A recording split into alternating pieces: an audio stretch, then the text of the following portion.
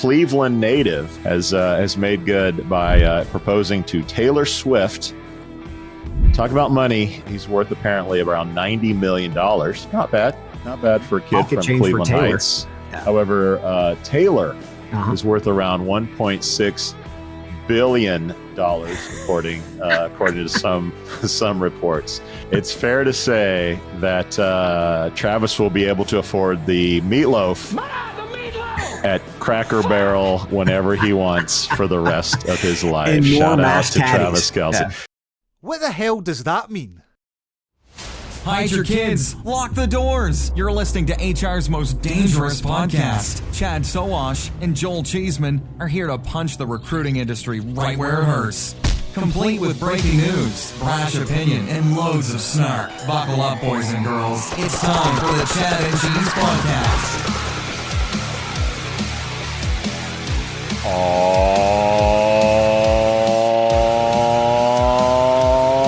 yeah. Gas, grass, or ass. No one listens for free. Hi, kids. Hello. It's the Chad and Cheese Podcast. I'm your co-host, Joel Wannabe Dictator Cheeseman. Wannabe. This is Chad Biscuits and Gravy Sowash. And on this episode, Paradox sells, employs CEO bails, and Zuck should just go straight to hell. Let's do this.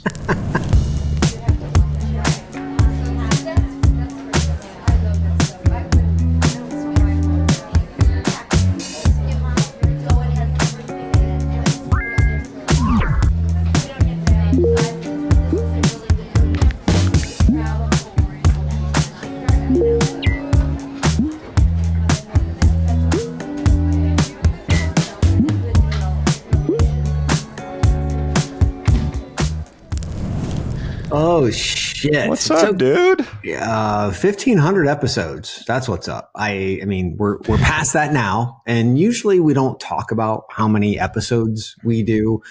But I saw that. I went into I went into our hosting platform, and I just noticed like the amount of, and I'm like, shit, we just hit 1,500. So why not? Let's go ahead and celebrate that, especially listeners wise, because they're the ones that make this shit happen. So thanks, listeners, for getting us to 1,500. Thanks, listeners. Good luck on the next 1,500. I feel like we should actually be apologizing to the listeners for 1,500 episodes, especially if you've been with us all those 1,500 They're episodes. masochists. They love this shit. Shockingly, we haven't achieved world peace or cured cancer after 1,500 episodes. Damn pretty crazy. In fact, the world may be even crazier than when we started. Trump is still in office somehow from when we first started. But are you getting? How do you feel in Europe? Are you guys similarly anxious? And is the news as dire as it is over here, as crazy? I don't know because I'm not there, but I do know that everybody wants to know what I think because I'm an American, right? And it's fairly simple. I think it's fucked up. Why do you think I'm here, right? Yep. Kind of the part.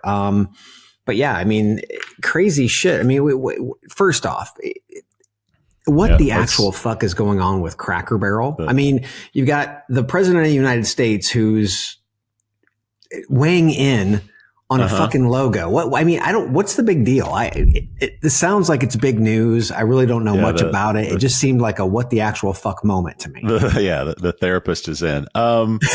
We have by far the most interventionist president with corporate affairs that we've probably ever had. But logos. Well, aside from the golden whatever vote with Nippon Steel, you've got taking 10% of Intel. By the way, Trump tweeted out or truthed out that Intel CEO should be fired, and then a week later he's got the government has 10% of the company. Like, you think that doesn't have any sort of connection?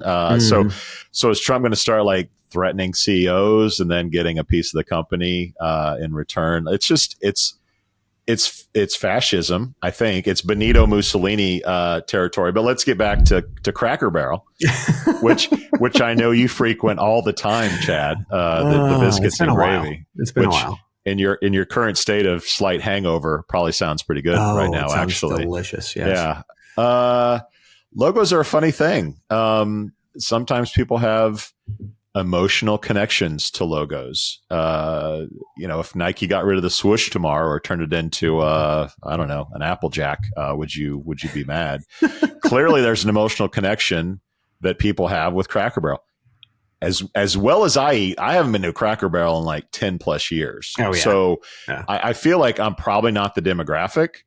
I feel like they probably want to look younger and hipper because their audience or demographic is largely fading from this earth. So I get the business sense of it. Our younger, but to turn into Panera, I don't know if that was the way to go. I probably would have found some way graphically to keep the barrel or Uncle Herschel. I think that's his name, Uncle Herschel, something that would at least connect people to the original one. Yeah. But a bad logo is a bad logo. Who gives a bad logo is a bad logo? Yeah. The thing is, these companies pay so much money to rebrand. They didn't just rebrand the logo. Yeah. All their restaurants are getting a makeover. They're all turning into Chipotle, basically. So they made a decision. The people spoke, and they backed down. But I don't know if it's going to change their lot in life. It's still it's still kind of a slowing business. It's not growing. Yeah. They're in every place they can possibly be. They're at every exit that they could possibly be in, unless they turn into McDonald's. So a lot of these restaurants are going to fade. Like the Outbacks, the Applebee's, they're all racing to the bottom. Don't get rid of Bob Evans. Come on. Yeah. As soon as the boomers go away, I don't know if they have an audience. I don't know if they have a consumer. Yeah. Well, we grew up, and this is the thing that gets me, because living here in Portugal, there are family restaurants all over the place. They are everywhere. We don't have chains. In my little village, we have more restaurants here than we have in Columbus, Indiana. And Columbus, Indiana is probably 10 times the size of this place. But this place has more restaurants, and they're all family owned restaurants, right? And I remember growing up and going to Mansfield Diner, right? Mansfield Restaurant, and a family owned. It's a family restaurant, and we just don't have those in the U.S. anymore. Everything's fucking franchise. Yeah. Everything's fast food. Everything's overly processed. It's just so weird. Yeah. And it's really hard when, can you imagine automation at Cracker Barrel? Like that would really blow people's minds up. Oh, Jesus. So they're in a position where they can't go kiosk. They can't go like robots bringing you your iced tea. Unless they look like Uncle Herschel. They're stuck with people, man. They are stuck. Yep. Uncle Herschel is on the payroll for eternity. So I get it, man. It's not a stock I would buy. Not like we give stock advice on this show, but damn, we got some big red meat. Speaking of fast food, let's get to some shout outs, shall we? It's time for shout outs. It's sponsored by our friends at Kiora, by the way. That's text recruiting made simple and affordable. Thanks, Kiora. Simple and sexy. Have you seen those guys? Ooh. Over 80% of you watching right now, you watch over and over. We know you do, but you haven't liked and you haven't subscribed. Let's do that. Let's do that now.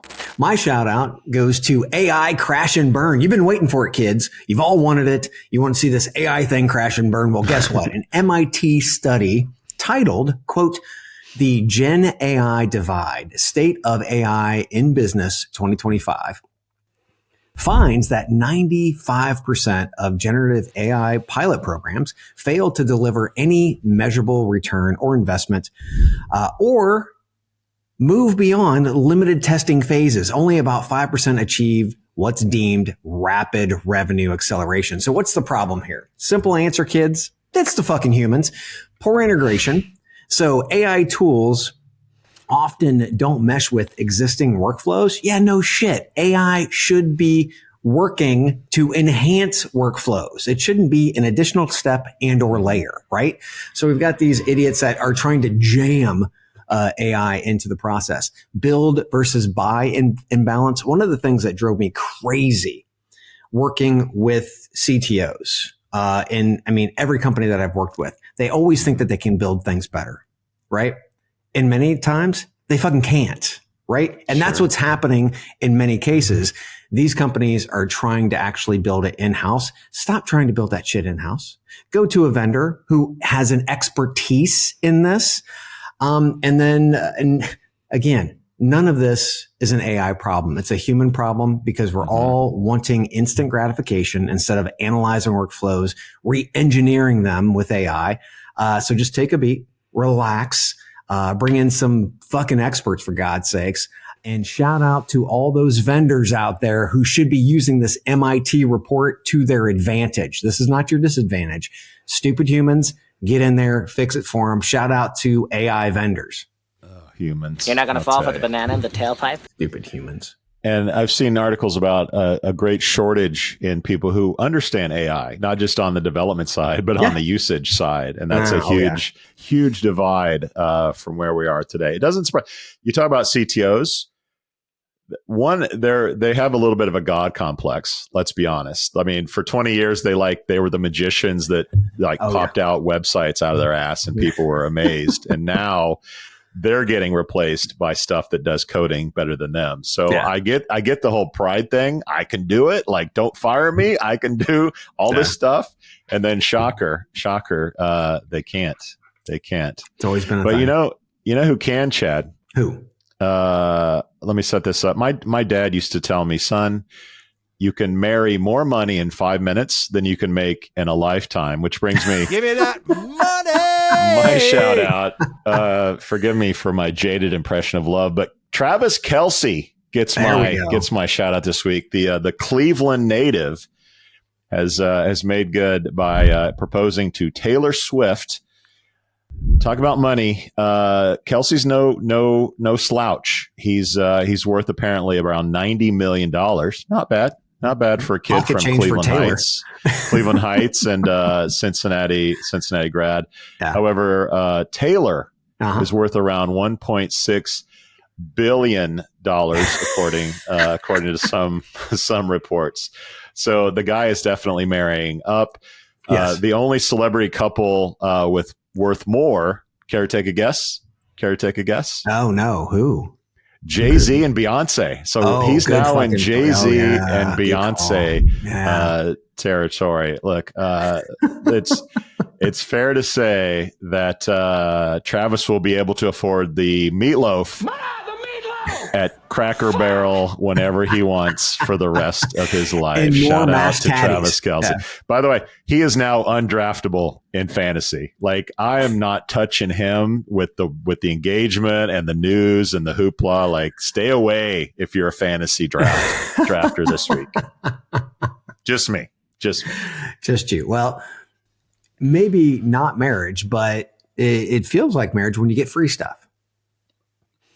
Everybody loves the free stuff, Chad. They love the free stuff. Oh, I like free stuff. So this week, we're actually going to announce the fantasy football owners, right? So we've got 12 slots. You and I take two of those. We take two of those.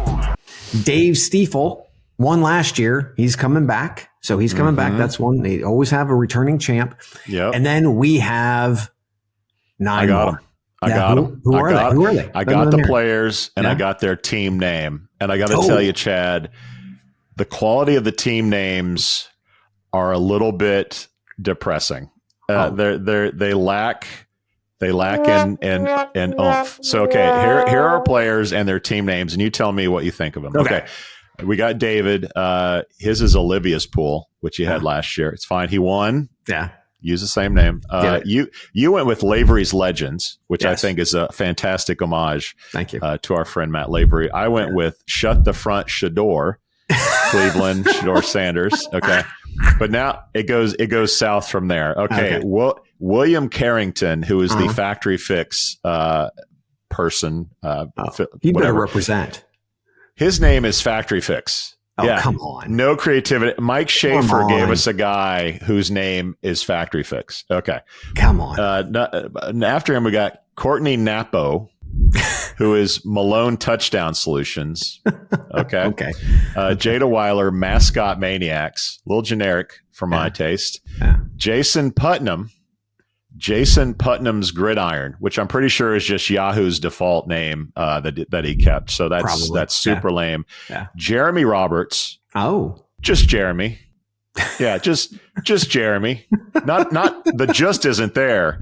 It's Jeremy. Okay. Jeremy. Just Jeremy would have been better. Megan Radigan. I thought she was going to bring the heat. yes. Megan brings the heat. Yeah. Smooth route Megan.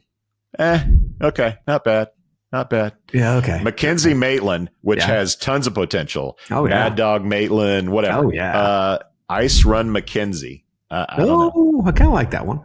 Ginger Dodds, our friends Yeah. from Shaker. You know, Yeah. we travel on Shaker, so it's got to be hot. So Drop Dead Ginger. Not bad. All right. Not bad. I like it.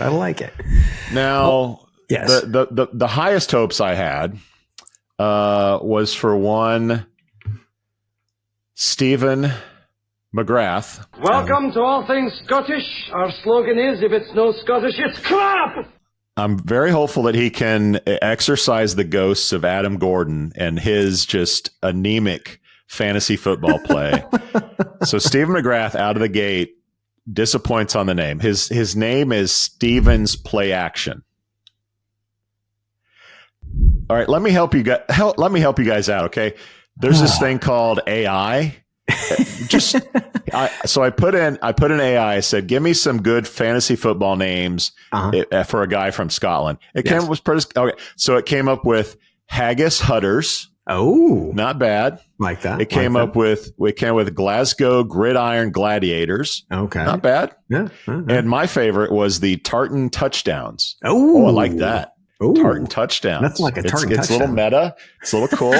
It flows nicely. So, guys, if you're listening and you're playing fantasy, congratulations. Go work on your name. Yes. Switch it up. Draft day, I want good names in there. If you need AI help, have it. But I'm excited for fantasy. Draft is the 2nd, I believe. I'll send out notes. But we should have draft grades for our next podcast. And then we're off to the races. Yeah. So thanks again, Factory Fix, for sponsoring this year. Can't wait to kick some Factory Fix ass, to be quite frank. And while we do that, we're still giving away free stuff. We're giving away whiskey, 2 bottles of whiskey from those Talent Tech experts over at Van Hack. They're up north as well. Bourbon barrel aged syrup from our friends over at Kiora. Those sexy kids. Don't wreck our show, you hoser. Those sexy kids. See Bradley shirtless. Anyway. T-shirts. He's in the birthday list, so don't tempt him with a good time. All right, yeah. keep going. I want to see that on LinkedIn. T-shirts from our friends over at Aaron App. You know you want them. They feel good, wrapped in a hug from Chad and Cheese. Craft beer from the data geeks over at Aspen Tech Labs. You want data? You want, I don't know, you might want some jobs. You might want some scraping. You go to Aspen Tech Labs. And if it's your birthday, government's not helping you with real data anymore. Shit, so call Aspen Tech if you want some real Go shit. Get some fucking Aspen Tech Labs, for God's sakes. And get some rum with Plum if it's your birthday, baby. Good at chadcheese.com/free and register. You feel the tension in the air right now? Mm-hmm. I know I can. Yeah. I can feel it all the way down in my plum. All right, another trip around the sun for Sean Kelleher, Tracy Cole, Bradley Clark, who you just mentioned. We expect that topless pick any day now. Andrea Wade. There we go. Genevieve Davis, Katie Erdman, Birch Faber, Birch. Lisa Abner Tashwer, Lori Trumpeter, Funky Cold Medina Medeiros, and Trisha Lannon. Did I say that right? Yep. It's don't call her Lanane because they'll be hell to pay. It's Trisha Lannon. Happy birthday! Happy birthday, everybody. If you didn't get picked for fantasy, a lot of people signed up. The first year we had to beg people. This year was like a flood of folks that wanted to play. So I think around 60 or 70 folks signed up. So if you didn't get picked, come back next year and you'll get another chance to play. Take a beat. Then we have events. We've got a chicken cock in Louisville. Looks like October 13th. We're doing that with Havas people. We'll have more about this. This is still well over a month away. Wreckfest in Nashville, October 15th and 16th. And we've got a party at Redneck Riviera the night of the 15th, brought to you by Havas people and those crazy video kids over at Job Pixel. Omar's like, hey, make sure you get Job Pixel's name in there more. I'm like, Omar, we say Job Pixel enough. Okay. So there's some Job Pixel. Anyway, that's where we're going to be in October, kids. And that's events, again, sponsored by our friends. Where are we going, boys? At Shaker Recruitment Marketing.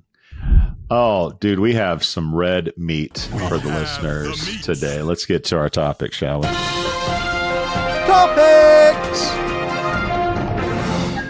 All right. What story could we possibly start off with this week? If you're watching on YouTube, you know, Workday is acquiring Chad and Cheese sponsor and BFF's Paradox. Don't call them a chatbot. It's a conversational AI to simplify the job application process, particularly for high volume hiring, in case you missed it. This acquisition, along with the recent acquisition of FlowWise, will enhance Workday's talent acquisition suite and aims to help companies attract, engage, and retain talent. The transaction is expected to close by October 31st. That's Halloween, kids, by the way, of this year. Terms were not disclosed. Chad, I suspect you have a thought or two on what went down. What you got? Big congrats to the team over at Paradox and Workday. I mean, this is a baller move from Workday. As they're facing class action Mobley case, they doubled down on AI with Paradox. Ballsy, yes, but also smart, because every conversation we've ever had with the Paradox team always ends with their focus on technology facilitating tasks, not hiring decisions, right? Their focus. This also sends a message to the market. Workday is pretty much saying, hey, AI is here and there's no putting the toothpaste back in the fucking tube. So guess what? We're all in. After Smart Recruiter's acquisition announcement, we talked about two of their pivotal moments, right? Their Domino's moments and their Apple moment. And I believe those stories and how they delivered those stories were big reasons why they were acquired. Story is incredibly important. And I would say that only Paradox has a better story, is a better storyteller in our space. You go to their website, or better yet, go to YouTube. What do you see? Their clients telling their personal stories that include, go figure, Paradox. If you go to Wreckfest, one presentation that always is standing room only. Build the house. Yep. It's a Paradox presentation. Why? Because their clients tell the story. Not Aaron, not Adam, not Jay-Z, their clients, right? So if you're a founder and or CEO, you have to understand that you're not the main character. You're a supporting character, right? Vision this, strategy that, blah, blah, fucking blah, right? TA and HR people don't want to hear from you. They want to hear from their peers that are using your platform. That's where you get in there. And that's where Paradox has knocked this out of the fucking park. Paradox gets it, which is why their clients are the story. Yes, the tech matters, no question, but the story, and more importantly, who tells the story, matters even more. And as we see, like, Smart Recruiters do what they did with their storytelling. And really, I mean, Rebecca came in February. They made an announcement that they're trashing everything and they're going, no more roadmap. They're going in a different direction. 6 months later, acquisition, right? And then you take a look at Paradox. They've just been doing business right for a very long time. And I definitely attribute it to having great tech people, great engineers, but you can have all of those things. If you don't tell the story and you don't have the right people telling the story, guess what? Doesn't fucking matter. Doesn't fucking matter. All right, all right, all right. I love that you went to stories. All the management at Paradox, I believe, is a Gen X. Jay-Z's a little young, but more, by and large, a lot of Xers. And just like you and I, Chad, they grew up listening to a little Kenny Rogers, who taught us know when to hold 'em and know when to fold them. And I think there's a really interesting history lesson Time for in a here that's worth history telling, because I can't lesson. believe this is 20 years old now. But Yeah. a lot of people don't remember jobbing. Yeah.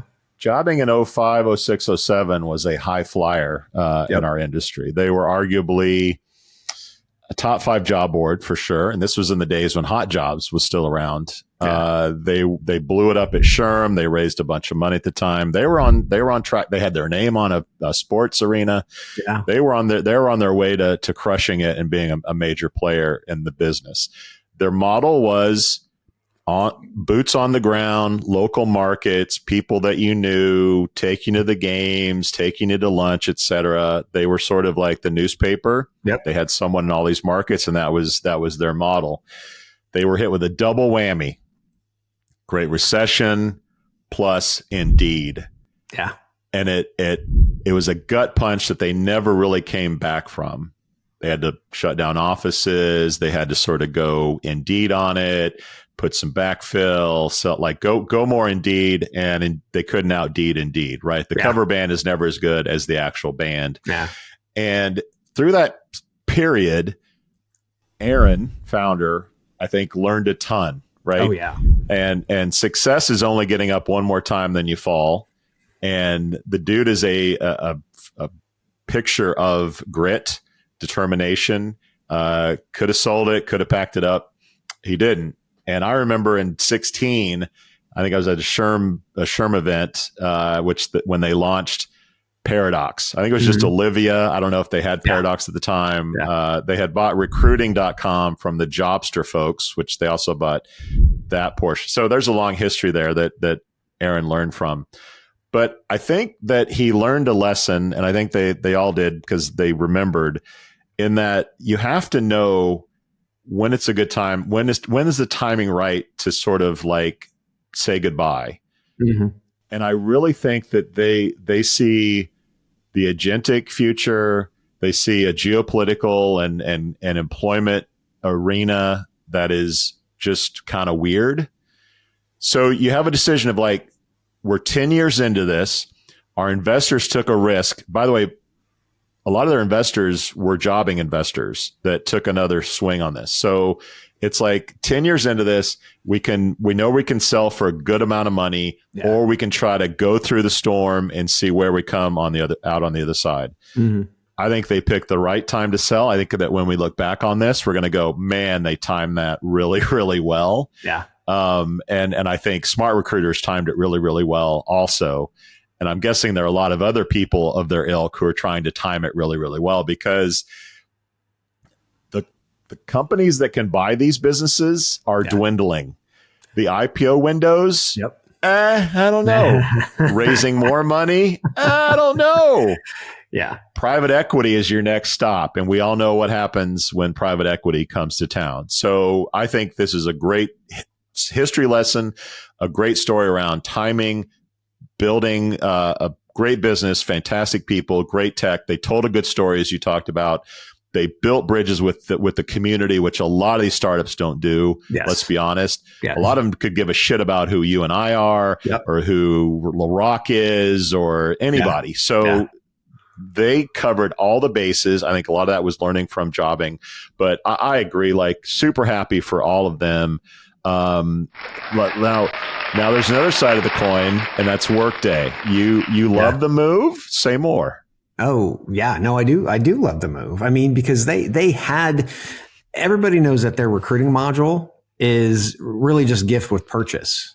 It's really what it is. It's something that's there that a CIO buys the platform, right? And they're like, oh, well, we get this recruiting module for free, but that's always been a piece of shit. This is going to upgrade them dramatically. And I think they have like around 11,000 customers. So now the customers are actually going to have a platform that works, right? Works.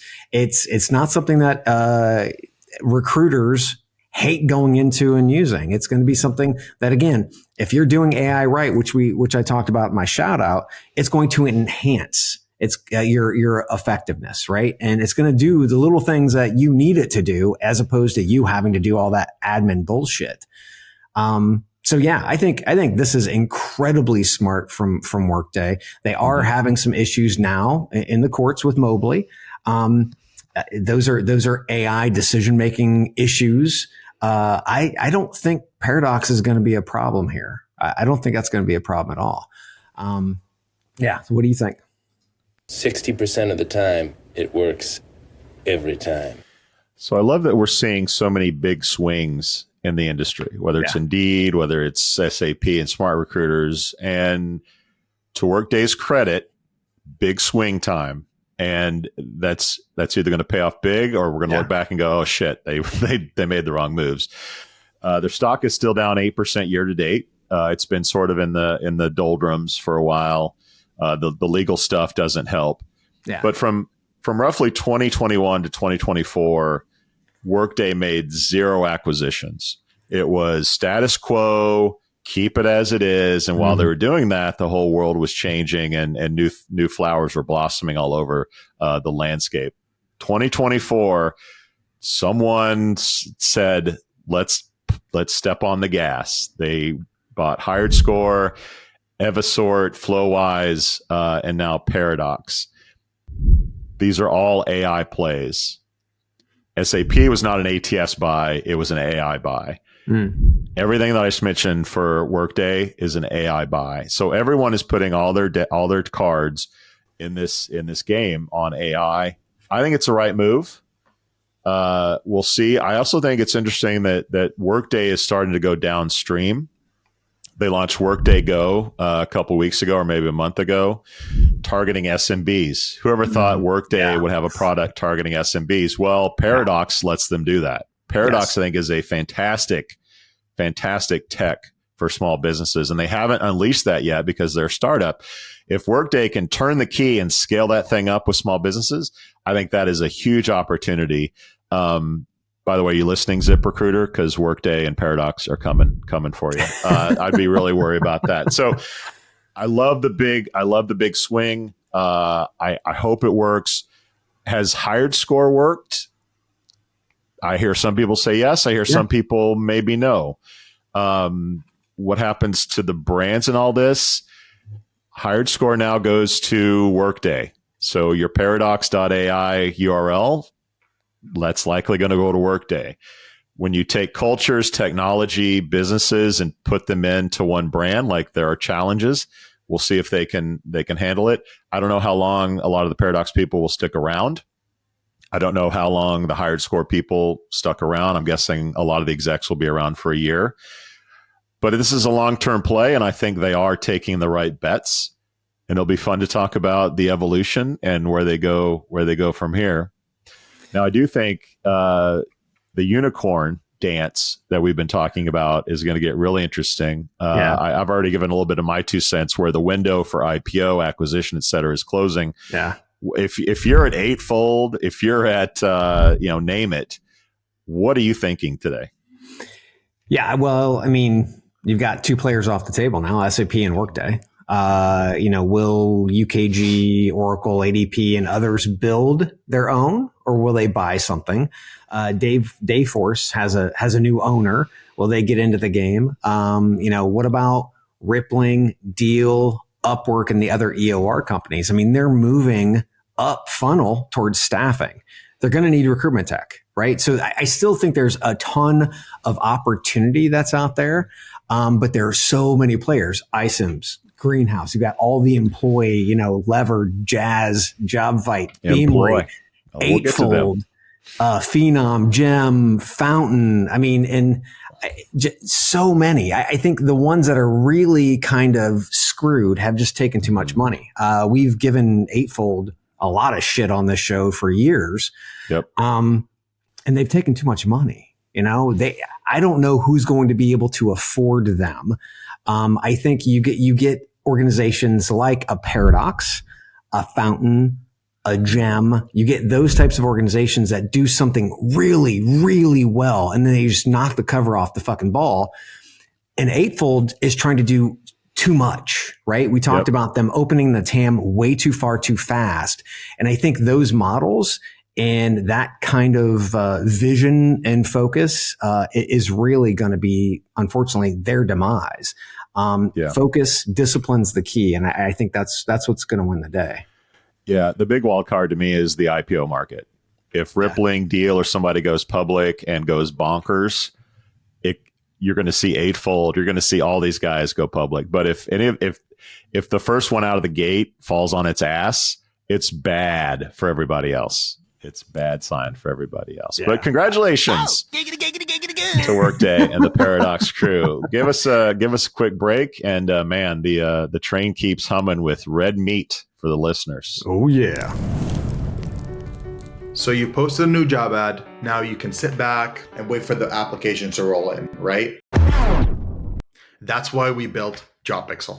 Imagine showing candidates why your company is great with real people, real stories, and real culture. With JobPixel, it's not just another job ad. It's an invitation to something much bigger. Video gives you a 3 times better response rate. So instead of chasing after candidates, they'll be coming to you. And with a 34% boost in conversions, candidates aren't just looking, they're applying. And if you're worried about people clicking away, don't be. Our videos reduce bounce rates by 25%. That means they're watching, they're engaged, and they're interested. 282% more engagement. Yeah, you're going to need a bigger inbox. Finding the right candidate is tough, but with JobPixel, it doesn't have to be. Show your company's authentic story, and the candidates will follow. Let's make recruiting fun again, because honestly, it could use some help. Do you want to see how JobPixel can save you time and money while achieving your KPIs? Schedule a demo today.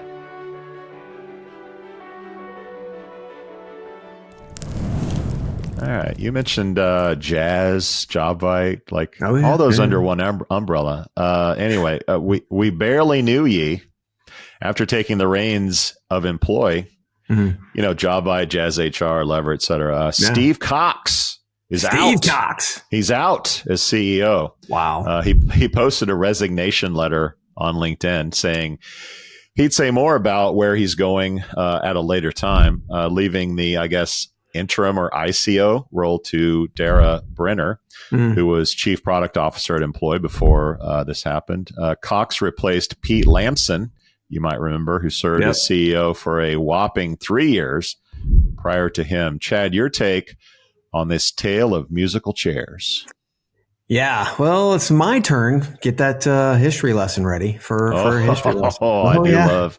I do love a good history lesson, Chad. Time for a history lesson. So back in February of 2019, K1 invested over $200 million in rolling up JobVite, Telemetry, Rollpoint, and Canvas, right? Then in April of 2021, Employ was created during another roll up with Jazz HR and Next Thing RPO. Then Lever was acquired in August of 2022. So K1 made a bet back in 2019.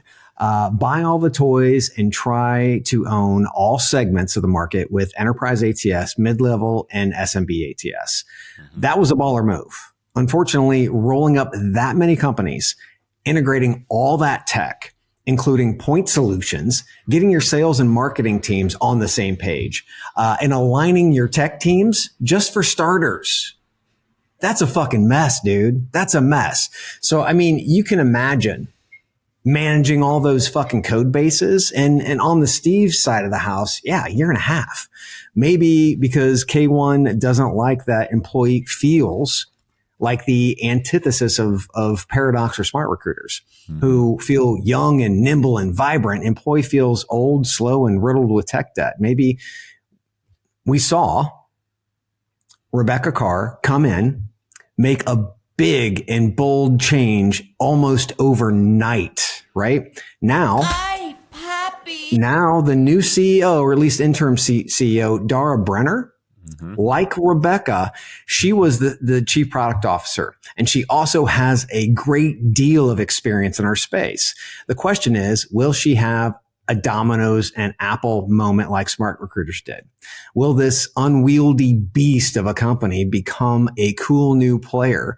Will they be able to shed that old facade and start telling a new, more cool story? There's something here. K1 has a lot of money. They want to offload this fucking thing. Okay.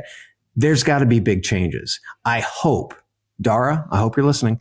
I hope you get that interim ripped off and you are the full CEO and you take this the exact same, maybe not the exact same way, but the same way that Rebecca did, and you knock this bitch out of the park.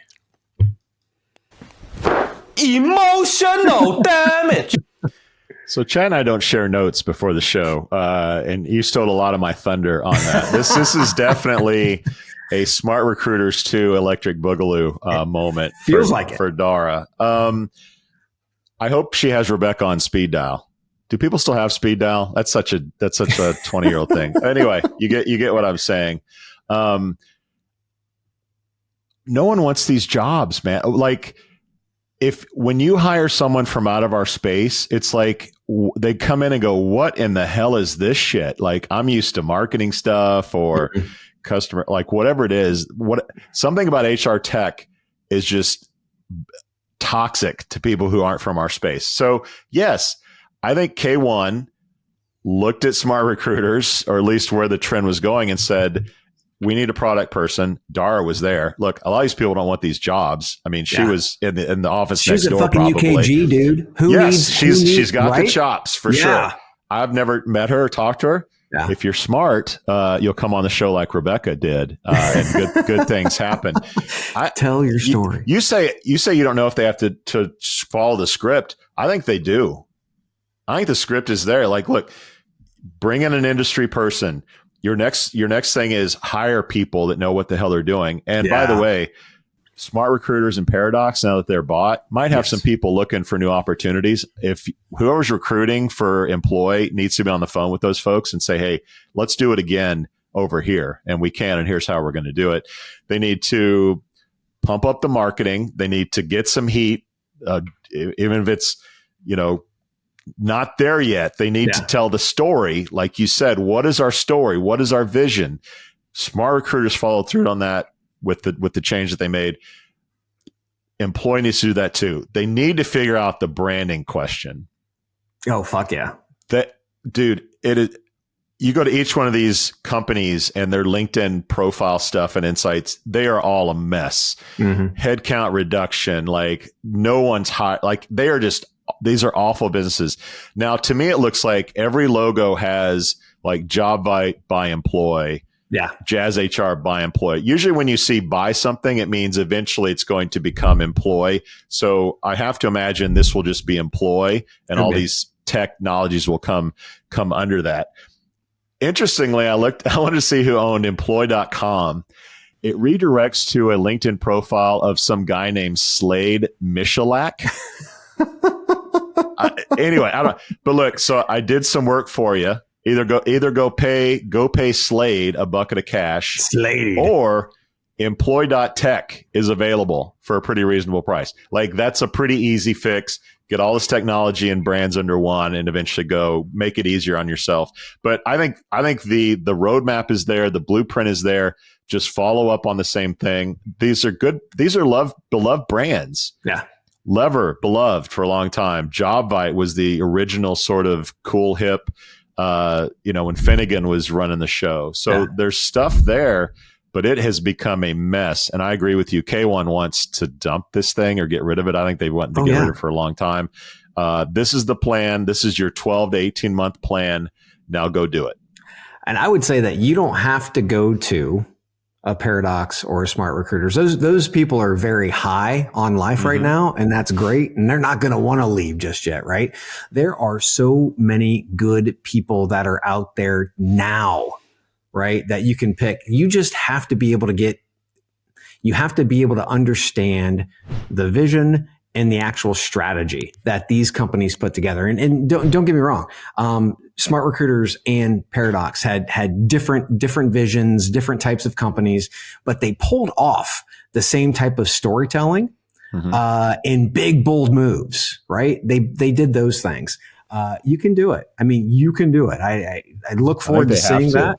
I think they have to at this point. If they don't, it's going to be chopped up. And And K1, if you're listening, just let Dara do her thing. Let Dara do her thing. K1. And from one evil private equity company to another, Thomabravo, no relation to Johnny Bravo, from what I know, really? is acquiring Dayforce for $12.3 billion, including debt, in a take-private deal. The acquisition aims to accelerate Dayforce's focus on, you guessed it, AI capabilities in human capital management. The deal, which includes a minority investment from the Abu Dhabi Investment Authority, is expected to close early next year. Dayforce CEO David Ossip said going private would enable them to accelerate their focus on being a, you guessed it, AI leader in HCM. Chad, what is your take on the move? I mean, this is such an interesting story because Ceridian has been around for 30 plus years. And Dayforce, which was acquired by Ceridian back in 2012, is now 17 years old. So it took 12 years just last year to kill off the Ceridian brand and move to Dayforce. It's interesting. So Ossip, who is, I think it's John Ossip, he's the CEO. He's obviously very patient because he was the CEO and seller of Dayforce originally, right? And he became the CEO of Ceridian. Anyway, Thomabravo is in the top 10 of PE firms. And as of July 2023, the company had completed over 440 software deals. And as of 2020, that's 5 years ago, oversaw a portfolio of over 70 software companies. And as of June of this year, they report having 181 billion assets under management. So big question is, why go private? Well, I mean, it is private equity, hence private. Plus, it feels like Dayforce is going to have to pivot or rebuild or do some things that you really don't want to do in the public eye. Not to mention the enhanced scrutiny that you get, the quarterly earnings calls, all that shit when you're public, right? So if you want to, and Ceridian's done this before. They were public, they took it private, they public again, they're going to take it private. That's perfect. The perfect time going private for a reorg, for a rebuild, and then for what? For Thomabravo to get a big paycheck at the end of it. That's what they want to get.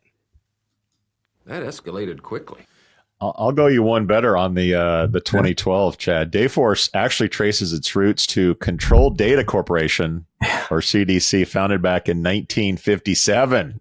Fuck. So, yeah, you talk about an old home on the block. This thing has been around for a while, culturally very, very old. Look, the stock has been an absolute shit show since COVID. While other players that are so they ever since COVID, they've sucked. And while they've sucked, they've gotten to see new players, new sexy companies like Rippling and Deal crush it. So it's like we're this old house with old infrastructure. The paint is chipping. We need a new AC. The roof is falling apart. Like, oh shit, we can't repair this thing in the public markets.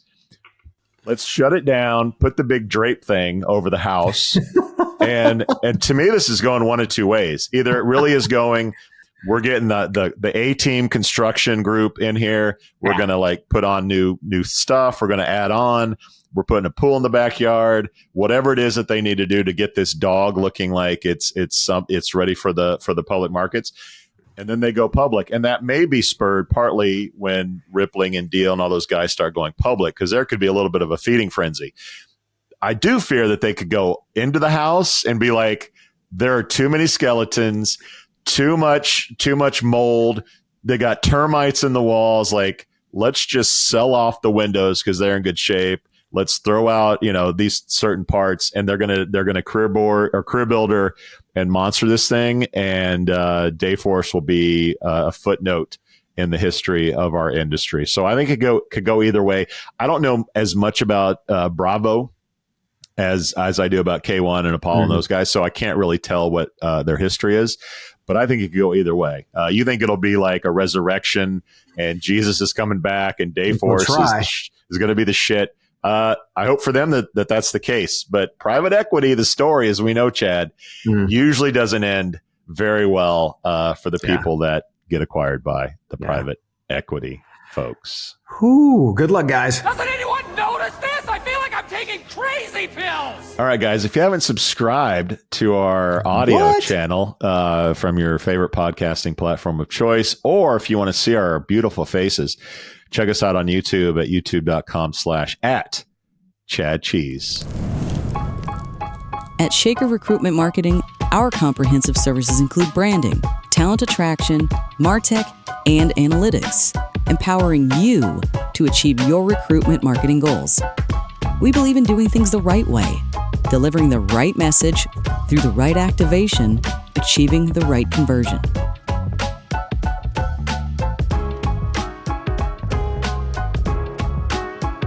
For us, business is deeply personal. Our legacy is built on relationships. Together with our people, clients, and partners, we've been shaping the world of talent for over 70 years.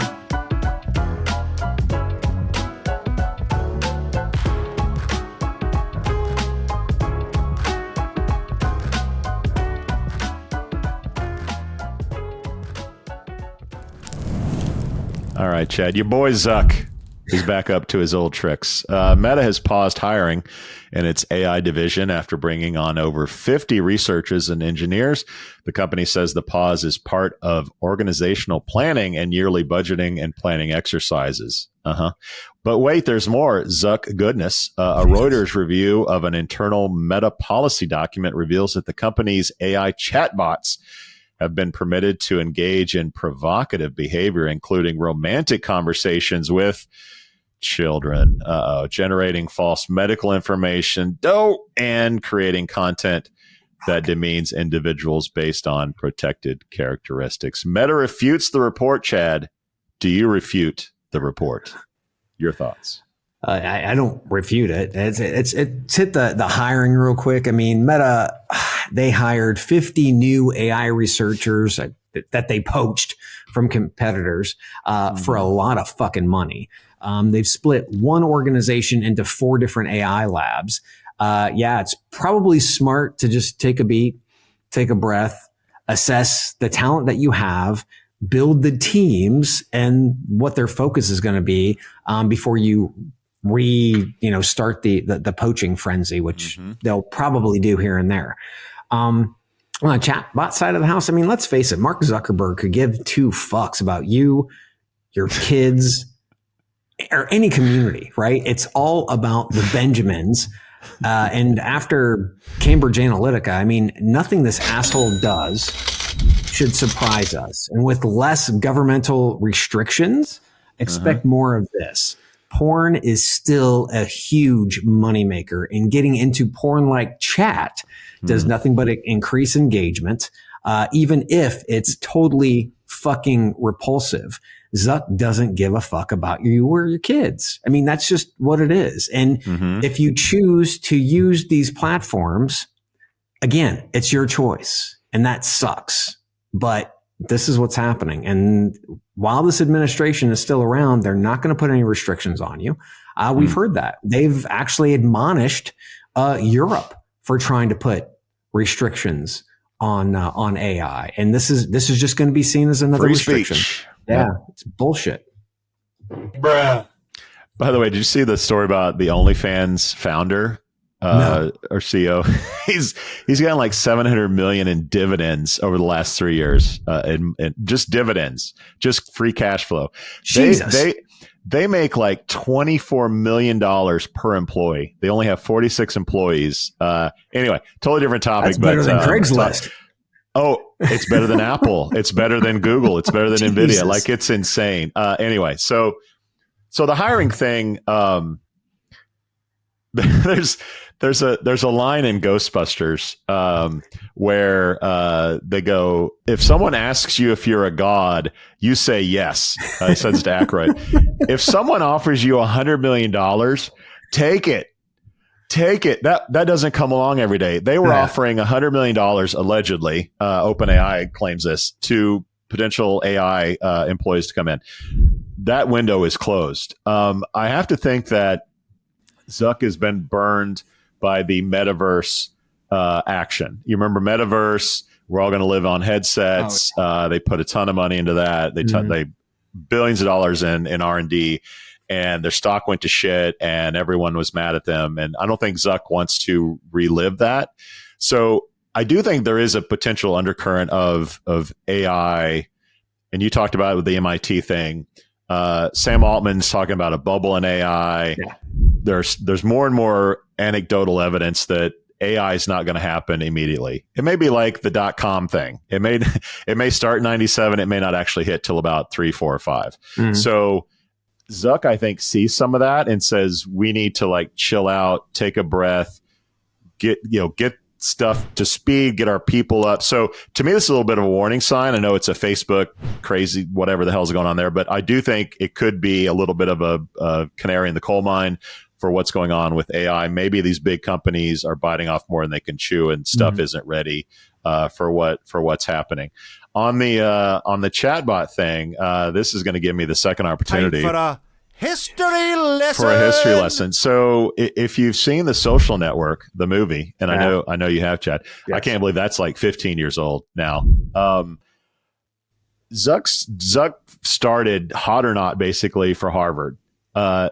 He doesn't have that gene. He doesn't have that like this might be bad. Yeah.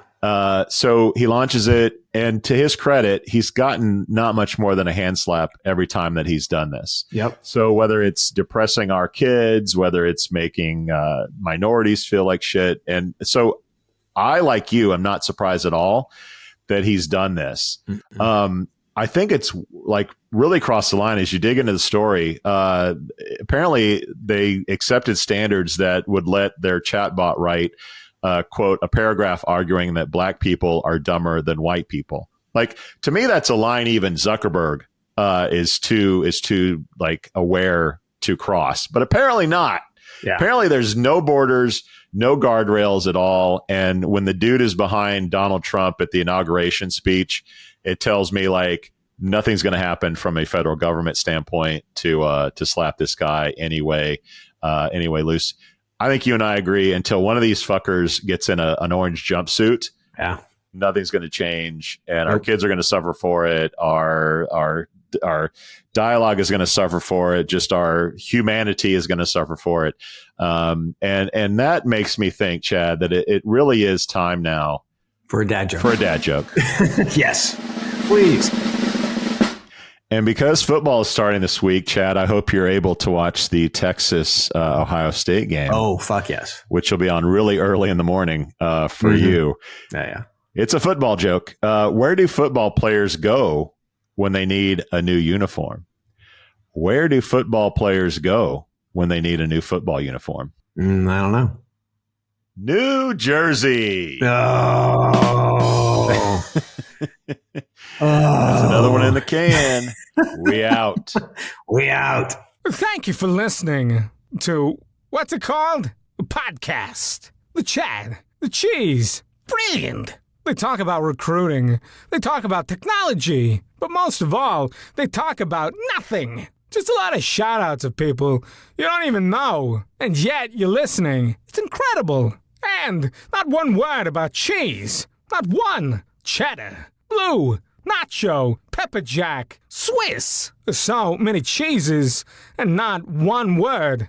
So weird. Anywho, be sure to subscribe today on iTunes, Spotify, Google Play, or wherever you listen to your podcasts. That way you won't miss an episode. And while you're at it, visit www.gotchu.com. Just don't expect to find any recipes for grilled cheese. It's so weird. We out!